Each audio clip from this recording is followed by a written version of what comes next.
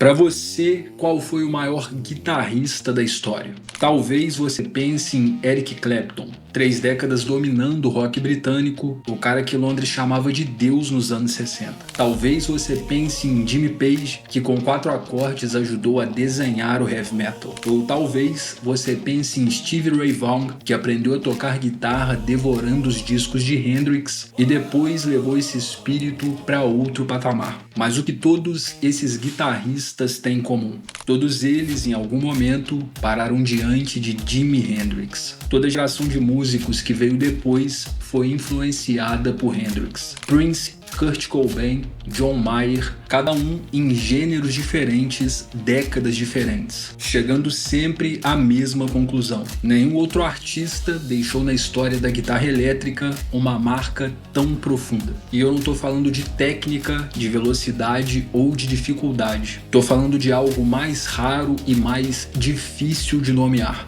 Hendrix ouvia sons que não existiam e passava a vida tentando arrancá-los de um instrumento que não foi feito para produzi-los. Mas aqui está o que quase ninguém te conta nessa história. Todo mundo sabe quem foi Hendrix, mas quase ninguém sabe quem ele era. O mundo conhece a guitarra pegando fogo em Monterey, o hino nacional no Woodstock, as roupas coloridas, o cabelo, a postura de quem nasceu para estar num palco. O mundo conhece o Deus da guitarra, mas o homem que vivia dentro desse Deus quase ninguém conhece. E entender esse homem é a única forma de entender porque o que ele fazia no palco era tão extraordinário. Eu sou o Fefeu e essa é a história do Deus da guitarra e do homem que viveu dentro dele.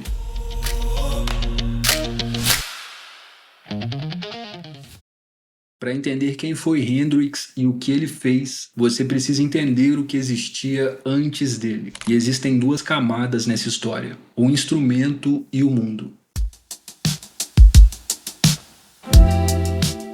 A guitarra elétrica tinha pouco mais de 30 anos quando Hendrix apareceu. Ela havia passado por Chuck Berry, por Bo Diddley, por Buddy Holly, havia chegado ao blues de Chicago com Muddy Waters e Howlin' Wolf e havia entrado no rock com os Rolling Stones e os Beatles. Havia até chegado em guitarristas extraordinários como Eric Clapton, Jeff Beck, caras que tocavam com uma habilidade que o mundo nunca tinha visto. Mas todos eles, mesmo os mais inovadores, usavam a guitarra para fazer o que a guitarra já fazia, só que melhor, mais rápido, mais limpo, mais expressivo. Mas o instrumento é só a metade da história. A outra metade é o momento e isso importa muito.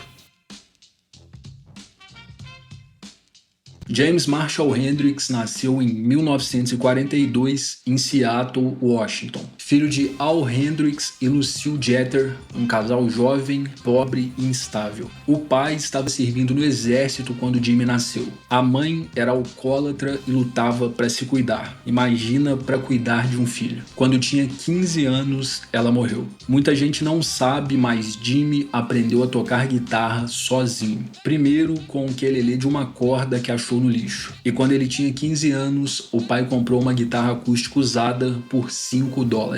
A guitarra foi a primeira coisa na vida de Jimmy que não foi embora. E ele nunca mais largou.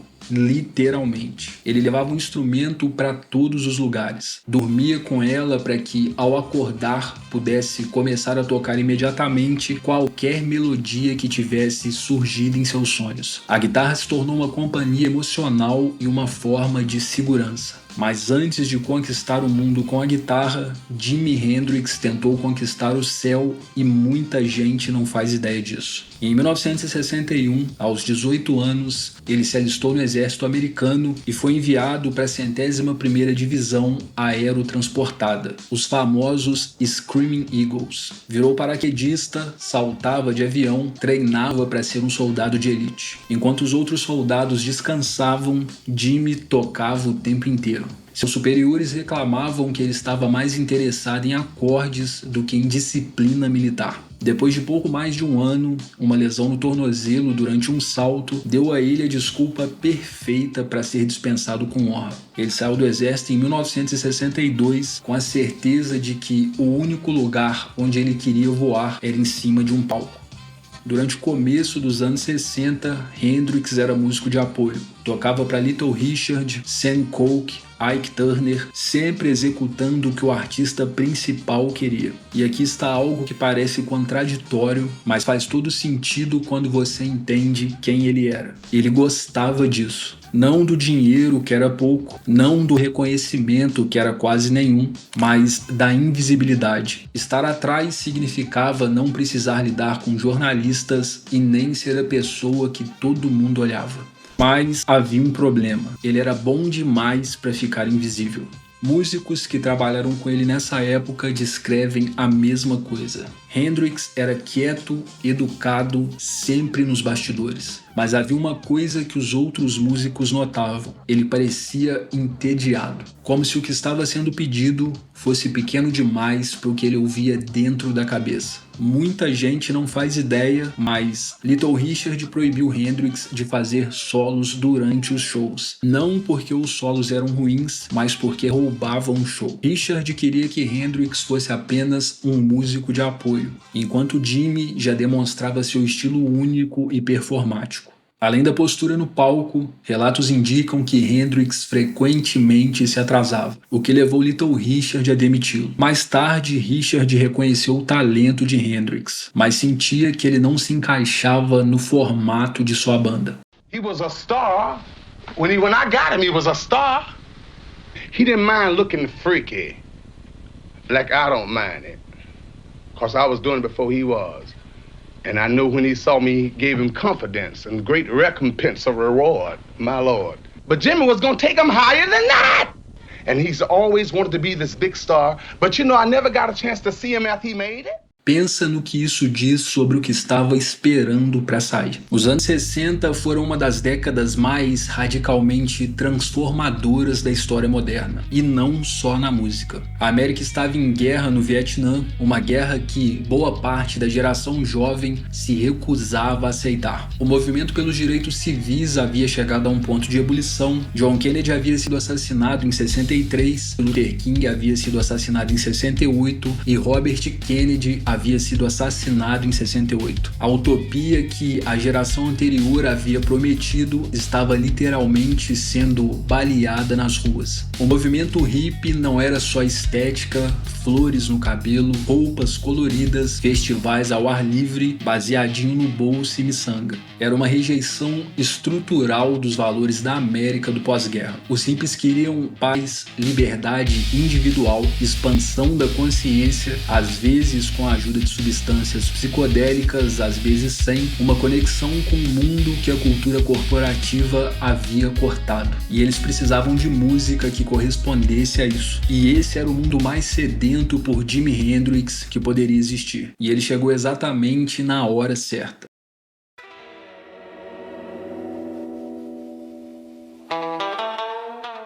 Em 1966, Chess Chandler, ex-baixista dos Animals, viu Hendrix tocar num clube em Nova York e o convenceu a ir para Londres. Nos primeiros shows, Chandler convidou os guitarristas mais respeitados da cena britânica para assistir. Não tinha um plano elaborado, só intuição. Ele sabia que, se Hendrix tocasse nos lugares em que os melhores músicos da cidade estavam, a reação falaria por si mesma. E deu muito certo. Clapton, Beck, Page, um por um foram ao clube, viram Hendrix tocar e saíram diferentes. So I went along to see Hendrix at Blazes. It was unbelievable. Great. It was like a bomb blowing up in the right place. A notícia se espalhou sem que ninguém precisasse anunciar nada. Em 3 meses, a banda Jimi Hendrix Experience foi formada com o baterista Mitch Mitchell e o baixista Noel Redding. Em 6 meses, lançaram o primeiro single.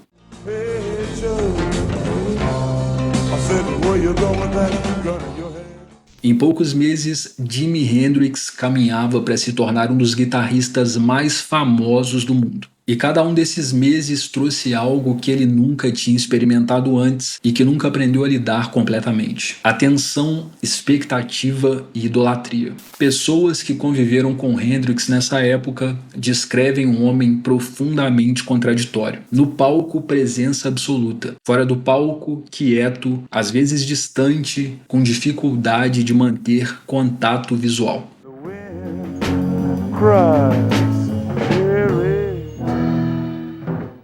Hendrix tinha pavor de decepcionar as pessoas. Dizia sim para quase tudo. Entrevistas que não queria dar, shows que estava exausto demais para fazer, colaborações que não faziam sentido para ele. O deus da guitarra tinha pavor de ser abandonado. E esse medo moldou cada decisão que ele tomou no auge da fama. Por isso ele tocava como se cada solo pudesse ser o último. Como se, no instante em que parasse de tocar, o mundo inteiro fosse se levantar e sair da sala.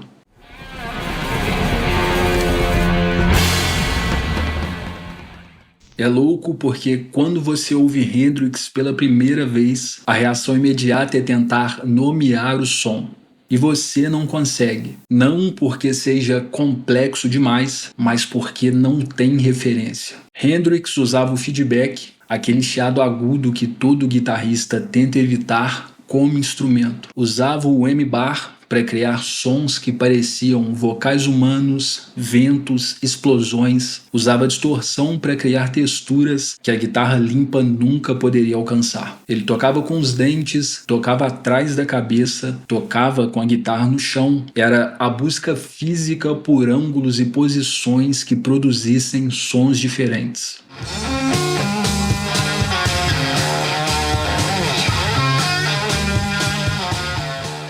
Como se ele estivesse convencido de que, em algum lugar naquele instrumento, havia um som que ainda não havia sido encontrado.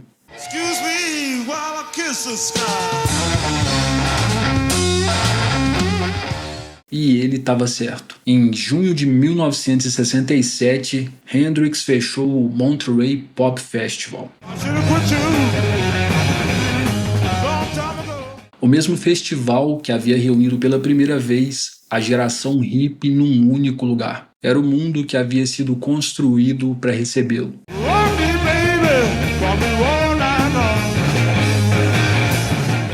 Tocou com uma intensidade que deixou a plateia sem reação por alguns segundos antes do caos de aplausos. No final, colocou a guitarra no chão e tocou fogo.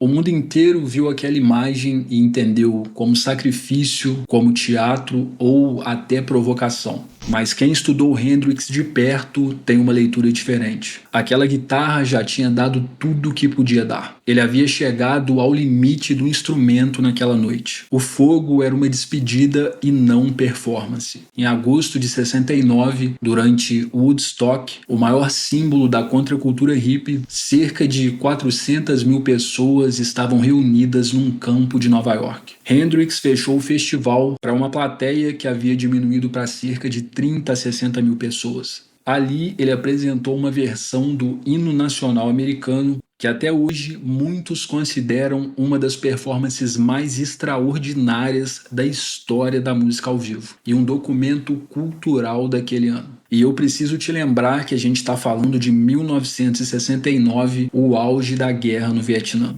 Ele não disse uma palavra e nem precisou. What was the controversy about the national anthem and the way I don't know. All I did was play it. I'm American, so I played it. Em poucos meses, ele foi do zero para um dos maiores guitarristas do mundo.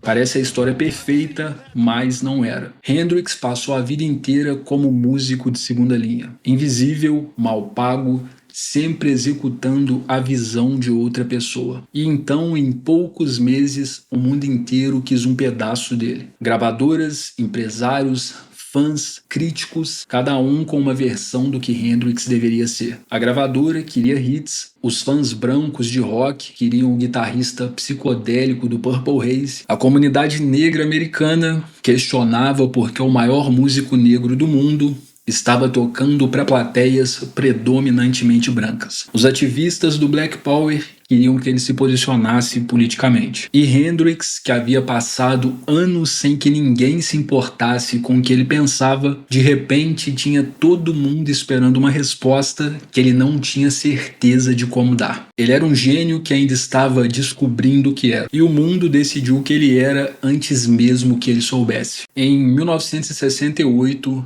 Hendrix usou o dinheiro que finalmente tinha para realizar seu sonho e construir seu próprio estúdio em Nova York, o Electric Lady Studios. Era onde ele queria estar com um tempo infinito, experimentando sons que ninguém havia tentado ainda.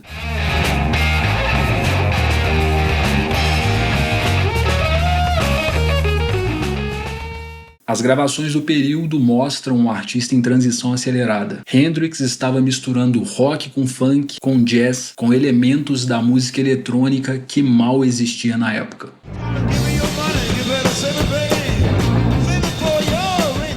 Estava colaborando com músicos de jazz. Miles Davis chegou a expressar interesse em gravar com ele. Agora imagina só, Miles Davis e Jimi Hendrix. O que teria saído disso? Nunca vamos saber.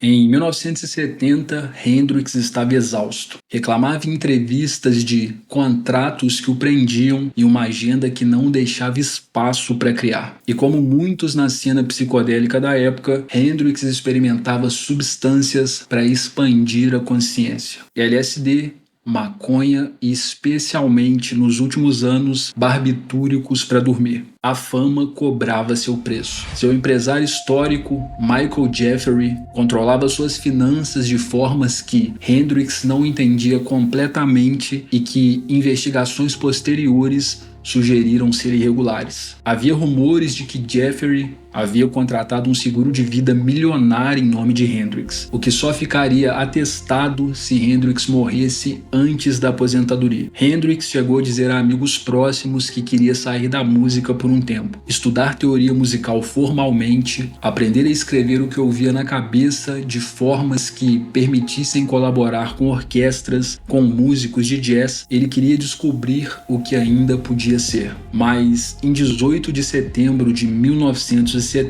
essa descoberta foi interrompida.